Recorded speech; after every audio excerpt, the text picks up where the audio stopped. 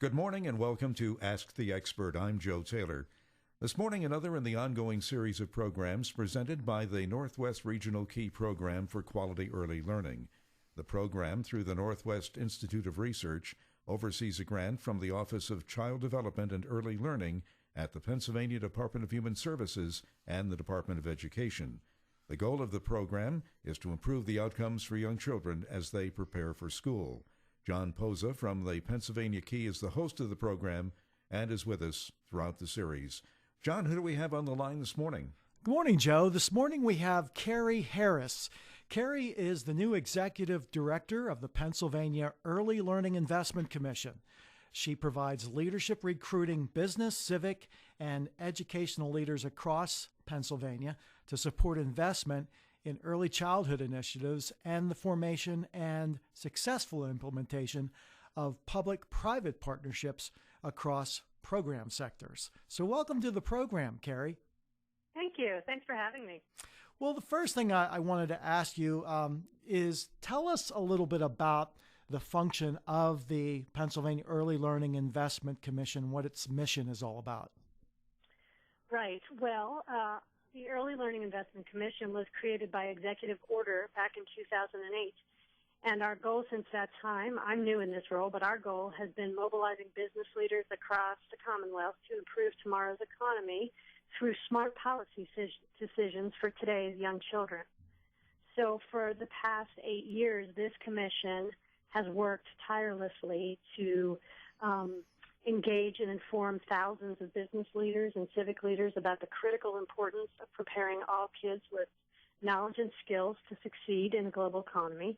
And they've also done considerable work with the governor's office and the legislature over this time to really build support for increasing our public investments in early learning. How much work does the commission or your office in particular work with the legislature in terms of the advocacy and impacting legislation in favor of increased funding for early care and education? Well, I think most of what the commission has done to date is build relationships with elected officials on both sides of the aisle, build relationships and build and raise an understanding about the critical importance of early learning and help build the connection with the economic vitality of Pennsylvania's future. So I would say we've definitely been engaged in discussions about the budget and the importance of public investments, but not specifically lobbying on particular pieces of legislation. Really there as a resource and an advocate just for the issue in general. Yeah. And I know in terms of funding support for the commission, I know that there are three main funders, and these are all organizations that are well established and all have a critical role in early education. The Grable Foundation, Heinz Endowments, and the William Penn Foundation. They've been remarkable in terms of their support for all early childhood education, have they not?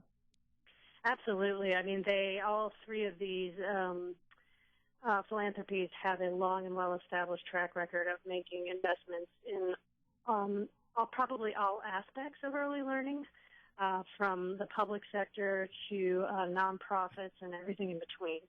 And I think they really saw the value in having a commission of business leaders engaged in this work, and really helped to cultivate this group, and help the commission, gave the commission the space to sort of find its own voice and its place in the landscape. And in fact, we see that Pennsylvania was one of the first states in the nation to coalesce business leaders around early learning, and over the last 8 years, groups all over the country have sort of taken up the mantle. Business groups all over the country have taken up the mantle and become advocates as well. So, something I've wondered about is how do you make the case to business leaders who value the bottom line, sometimes above all else, that investing in a 4-year-old child's education is a smart thing to do? Well, that's a great question. And it has actually been, I think, our commissioners seem to have made it look easy. And I think they've done it it's kind of a two-pronged approach. One is there is a growing body of evidence, as you all know, in research that talks about the importance of brain development in those early years and developing those social, emotional, and cognitive skills that really set the stage for all the learning children and adults are going to do for the rest of their lives. And so for business leaders, they see this largely as a workforce issue, right? It's a workforce of today and tomorrow issue. The today issue is they have employees that need high-quality care for their children in order to be a reliable and productive workforce. But it's a workforce of tomorrow issue. We recognize that the demands of the global economy are increasing every day, and if we're going to have a workforce prepared to be agile and meet those demands, then we need to invest. We need to invest early and significantly. I'm going to switch gears a little bit here, Carey. Prior to your appointment as Executive Director of the Early Learning Commission, you served as a Deputy and then Executive Director of A+ Schools for more than 12 years since it was formed in 2003. And under your leadership, A+ Schools became a respected and trusted voice on public education issues regionally and nationally. In your role in that with A+ Schools, obviously you gained an appreciation of the value of early learning as it plays out with students in terms of their academic and social success once they hit school. Oh, yeah, absolutely. And so that's what's such a privilege and an honor to be serving in this role. When you work in K-12, you know that so many things that the system struggles with would be made easier if all kids came to kindergarten prepared. And I know in Pittsburgh, the district here has done a tremendous work to have its own PreK program and full-day kindergarten, and has done a lot, but so have so many providers in the community, and we're still not serving every eligible child. So you spend enough time in K-12 and you recognize that third grade reading milestone is so important, but it doesn't start in kindergarten. Right. Yeah, it starts in utero. Yes. And all the work that we can do once a child is born to help them be ready to read so they can read to learn is critically important. So what was A+ Schools' function, basically? How was it organized? So A+ was an independent nonprofit, an independent advocate. Sometimes the media like to call us a watchdog, right. But we prefer to be considered like a critical friend of the district. We worked our best when we had a common issue like grade teaching, where we wanted to be aligned and support the work that the district was trying to undertake. And so we would do a lot of work to communicate the issue and the opportunities for change in the community and bring parents and students along to be part of that change. So we served that function, but we also did some public reporting we published a report to the community on public school progress for 12 years, and they're getting ready to release it again this year, but school-by-school data on all aspects of the schooling for every public district and charter school in the city. And we did a lot of education with parents and community members about what that data meant and how to use it. We, monitored and observed the school board. We did voter education for school board races. We did research and policy analysis on a variety of educational equity issues. And acted as an advocate both at the district and in Harrisburg on policies like school funding, teacher evaluation, standards, the keystones, all that good stuff. We worked on at the state level as well. Interesting. Well, that definitely gave you a lot of great background in your new role with the commission. I can't help but think that I know part of your mission is working with business leaders, but I keep coming back to the importance of family engagement and getting the word out about the importance of early learning to families so they can basically serve as the true teachers, the first teachers and role models for our kids. How much does that play into your role with the business leaders in influencing families and making sure they understand the value? Well, there is a role for the commission in that space, and here's what it is. Our commission is made up of 70-some senior business leaders throughout the Commonwealth, and these leaders are also employers, and they recognize the importance of just communicating to their employees about the benefits and importance of high-quality early learning.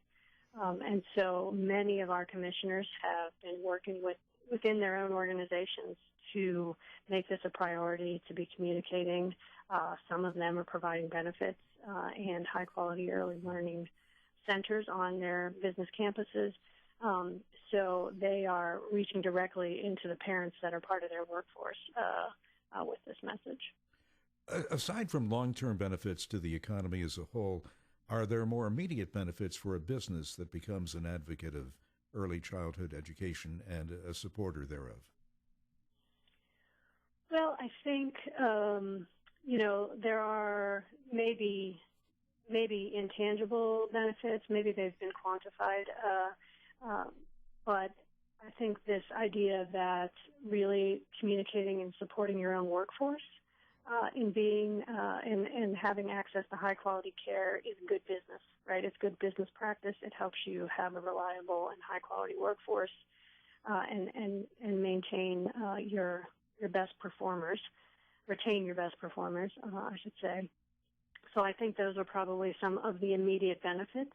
But I think the other piece is what I've heard from our commissioners is that they really appreciate being engaged at the state level and at the local level with the early learning community, right? They really enjoy being part of that community and supporting providers and local advocates in solving problems locally.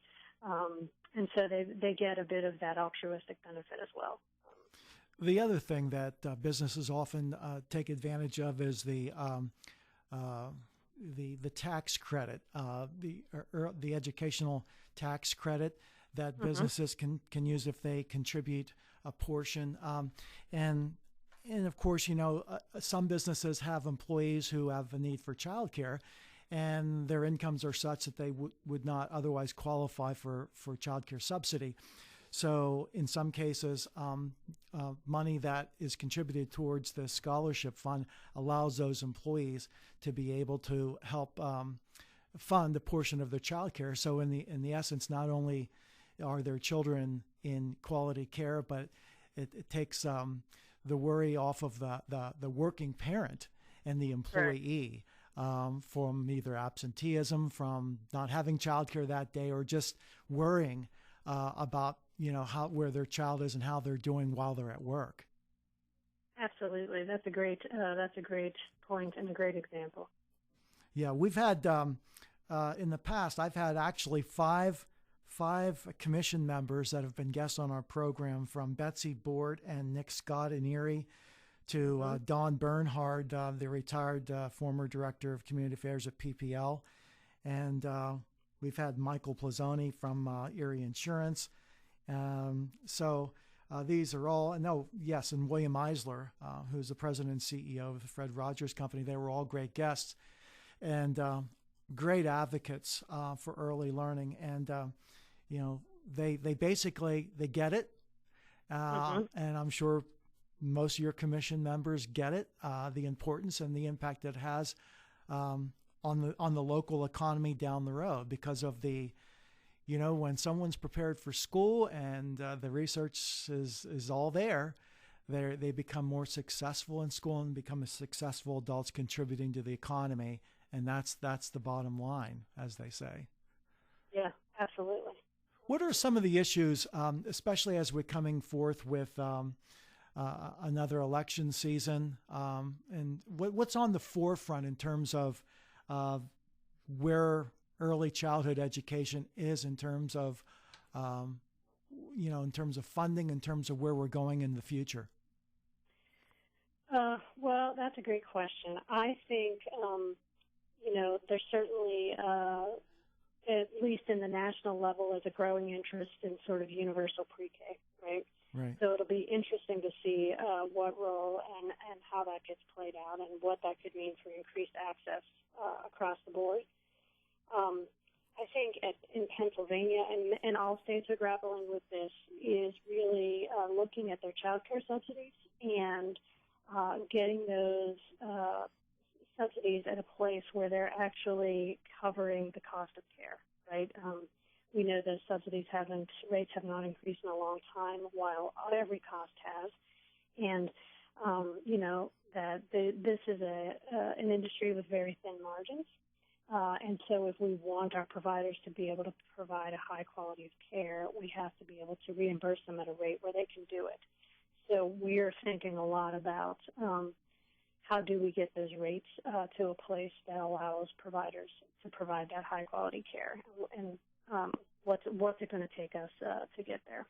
In gathering the support of business people, there seems to be the implication that business people can maybe get the ear of a legislator and get action. Well, maybe an educator is not able to do that.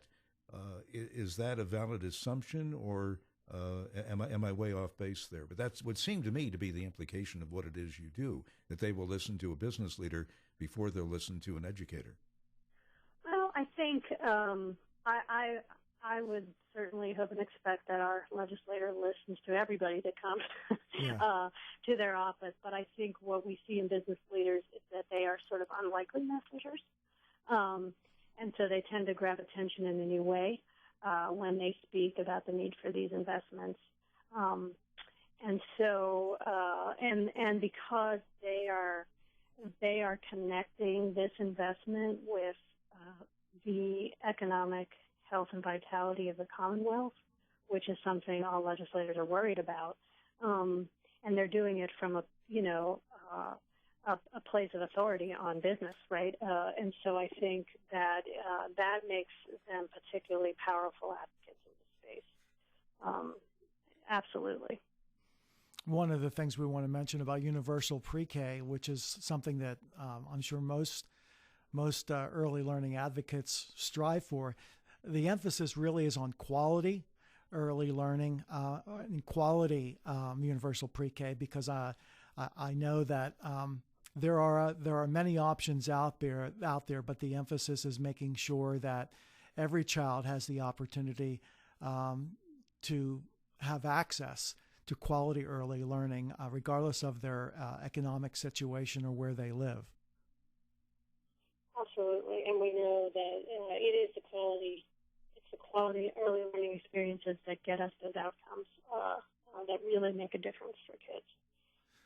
Well, Pennsylvania has been a forerunner in its quality rating system and moving the bar upwards for children, and it's been a leader over the years.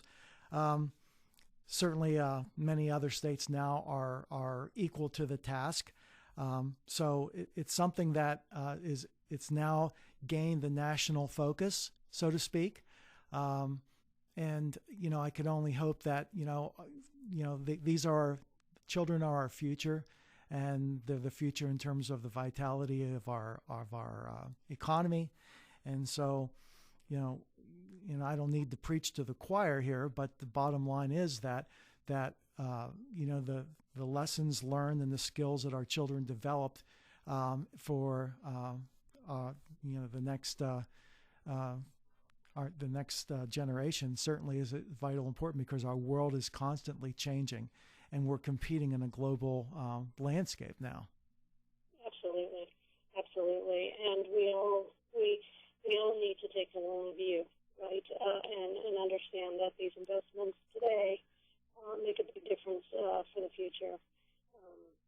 And I'm just grateful to get to work with a group of senior business leaders that understand that and are willing to